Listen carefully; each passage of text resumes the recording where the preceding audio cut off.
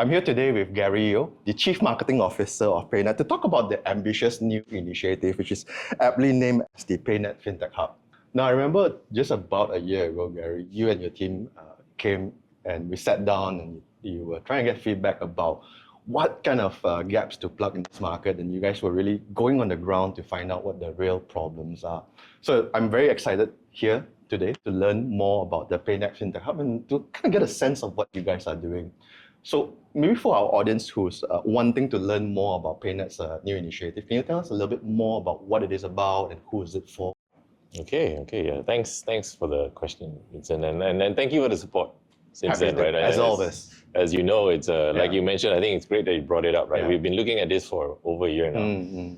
And I think the journey took a bit of time because we wanted to understand the landscape better. We wanted to understand how we can truly make a difference. Our objective was always to really have some impact and not to deliver. Just to have a fintech unit, right?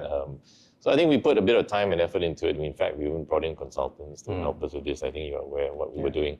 It's a continuation of a journey that we started some time back. And that journey was sort of inspired or originated from our new CEO at that time, which was Farhan, because he had this fintech background. And he brought in people like myself, and we have somewhat of a fintech background. And we said, I think we need to do more, right? And I think the change that will come that will benefit the people of the country or even the industry or participants will probably come from fintech.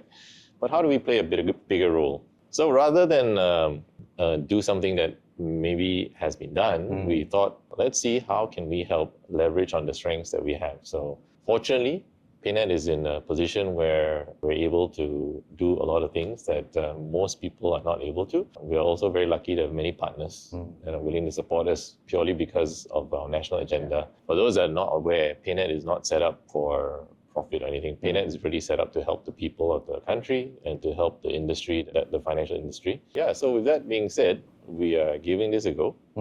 We built the Fintech Hub just to see if we can accelerate the growth of some of the fintechs, if not all of the fintechs in the community, and to take on certain problem statements that we feel are important, but by and large to see whether we can help them develop, right? So one thing that's different from how we are, from some of the other setups is we decided to not tell people what to build. Okay. We decided not to tell people what needs to be fixed. We just want to encourage what they are already working on.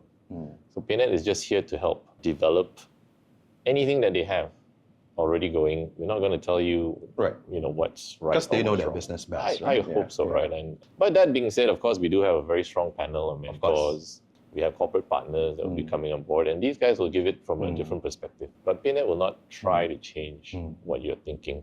And so this is year one for us, as our CEO likes to say, day one. And what that means is, we will continue to iterate, we will continue to fully embracing evolve the startup culture. But we're in it for the long haul, right? So we're really here to make a difference. But who is it for though? Is it for pre-Series A, Series A? Is it for payments company, or are you looking at specific verticals, specific growth stage? We kept it pretty simple, right? We didn't want to be too prescriptive on it. So I think we had a broad statement that says you got to be around for at least a year. So that was basically our only requirement. Right. That being said, it is called the Fintech Hub. We look at fintech as in almost pretty much anything around the payment space. Right. And by and large, everything involves payment. so I think it's pretty broad. But if you're not sure, just please do try to join our hub. Okay. We will let you know. And I think at some point the hub will grow anyway, right? But at the moment, it's very simple. All we require is 1 year. 1 year as you've been in the operations for a year. You don't have to have gone to market. You don't have to be profitable. You don't have to have raised any kind of funds. And it's not limited to payment, because I think that might be the impression that people get, right? Because it's PayNet. So any vertical in fintech will be able to benefit. Definitely not limited. It could be personal finance management, lending. It could be lending, it could be alternative credit scoring. We're pretty open. Okay.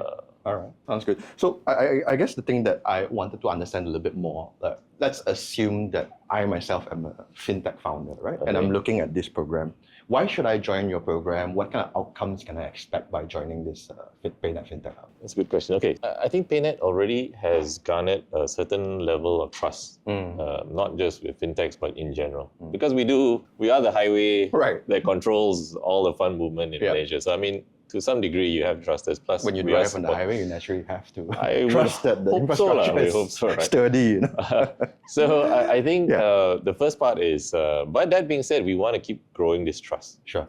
Yes, we do see that at this point in time, maybe founders may not be very clear as to what benefit PayNet might be able to bring.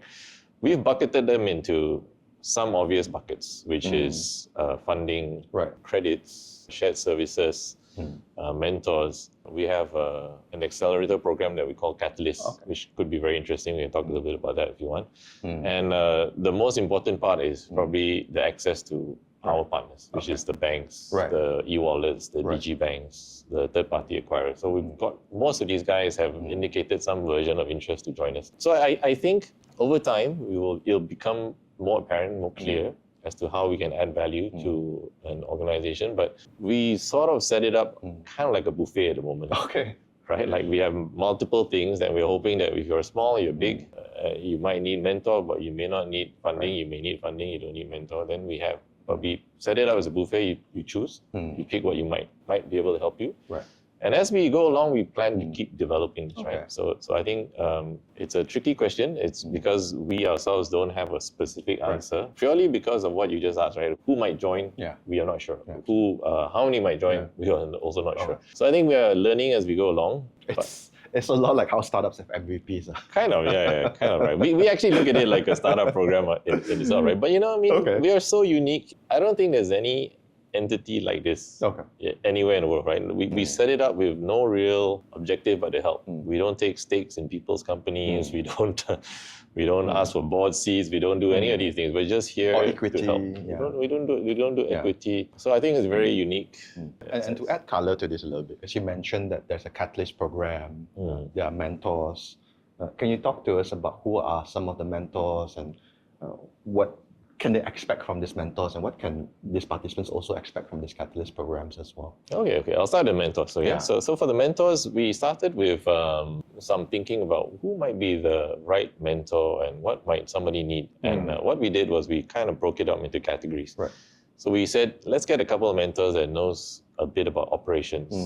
Let's get some mentors that are technologists like CTOs, some mentors that are good at fundraising, some are pretty good at business models and stuff like that. So we have this stable of mentors, and what we said was, of course, we shared with them what our vision was, and we shared with them that, would they be interested in helping the country, the fintechs of Malaysia, giving something back. We had a lot of good response. But I must say, I would like to stress that this is just the beginning, right? We plan to continue to build on our stable of mentors, maybe even having international mentors at some point, just so that maybe a small startup would not necessarily ever had the opportunity to speak to some of these guys. But we want to provide this access to them, right? So we have a good bunch of guys, the well-known guys like Yeoh that we know, partner in crime, Chin Chow. We have some international ones, Dr. Cherry Huang from who was formerly with Alipay, Yang. Anyway, it's a pretty good lineup.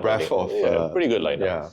Again, there was some strategy behind it. It wasn't a bunch of who's well known in the industry. It was everybody's very good at fundraising. Then it may not be helpful. Because not everybody has a fundraising. It may not be right. But not everybody has a technology challenge, right? So for technology, we have a couple of guys like Chiman is a good one. We brought Chiman on board to help us out. He's very excited. I think he shares our vision and he really wants to give something back. So he has a couple of layers. He has the fundraising layer. He's got the technology layer. And then maybe to the second part. It's a buffet approach as well. Kind of. But it's a buffet with some strategy, right? We have portions. It's not all noodles. That's fair enough. It's not all rice. So we have some thought behind it as well. And for the Catalyst, which is our accelerator model, we said, okay, look, we are building this community, which could be quite large. It could be 50, it could be 100. It really depends, right? But out of this group of people, we perceive or we think there will be some that will stand out. Some that will stand out in either something that they're doing could really help the industry, could really help the people of Malaysia. And if that is the case, then how can we even focus more energy on these guys?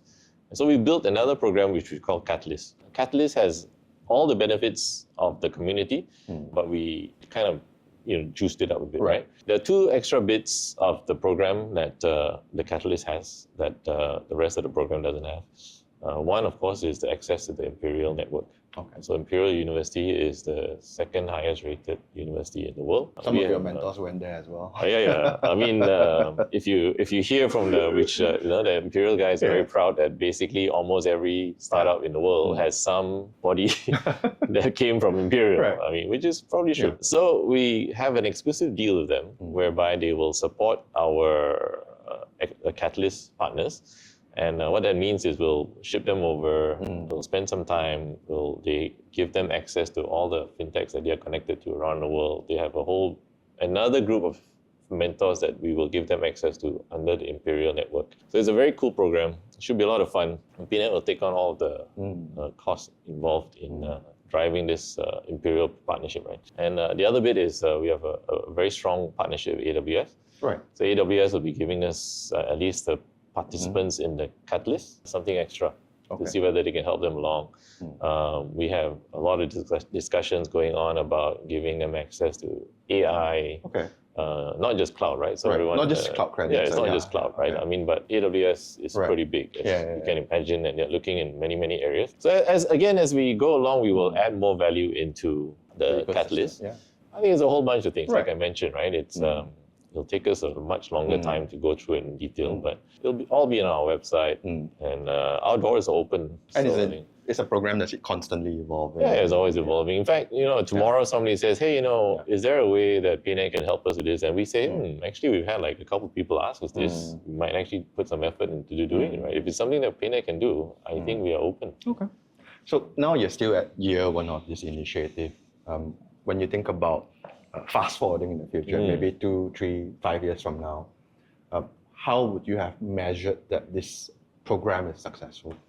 I guess I have a couple of measurements, right? I think maybe one measurement would be a couple of companies or products that have gone to market and really made a change to somebody's life. It doesn't have to be like 1 million people, but it has made a change in somebody's life. To me, that is already somewhat success. And if PayNet could have helped them on that journey, help that person. My example has always been, hey, sometimes people ask me this question, right? So my example is always, okay, look, can we argue that someone like Grab has helped a ton of people, either as a consumer, as a worker, like a rider, or a business, like a food, and nobody will ever say no, right? By and large, they definitely have helped the ecosystem.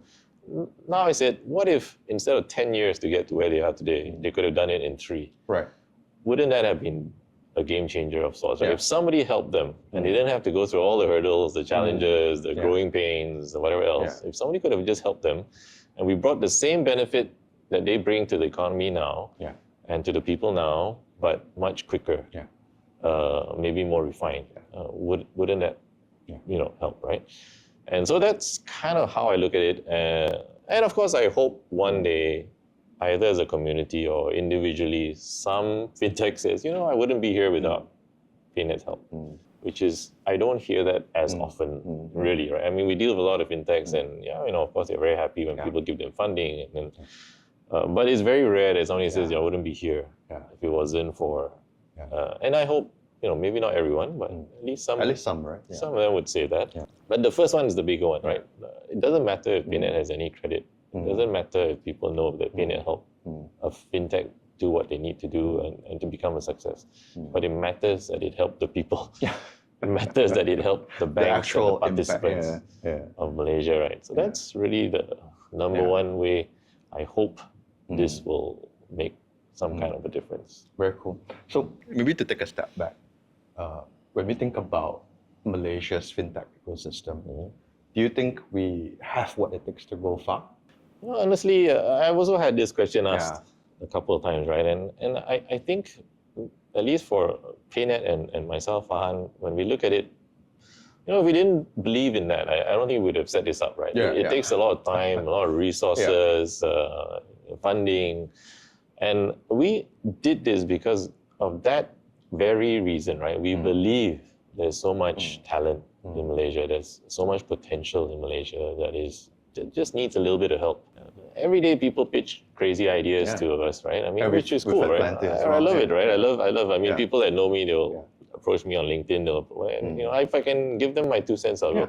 But I like the whole idea that people are, you know, I'd rather people throw crazy ideas than not have any ideas.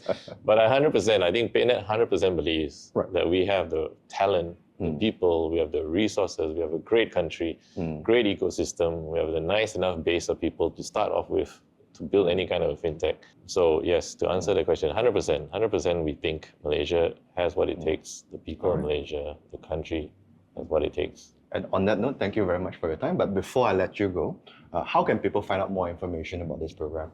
Well, you can find us on our website, of course. I mean, that's the easiest way to catch up with us is just drop a note on our platform.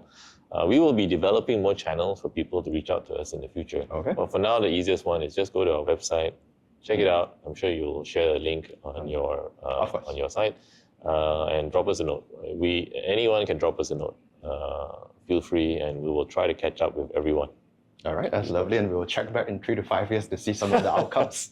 Okay. Thank you for your time. Sounds good, man. Appreciate it. Thank you.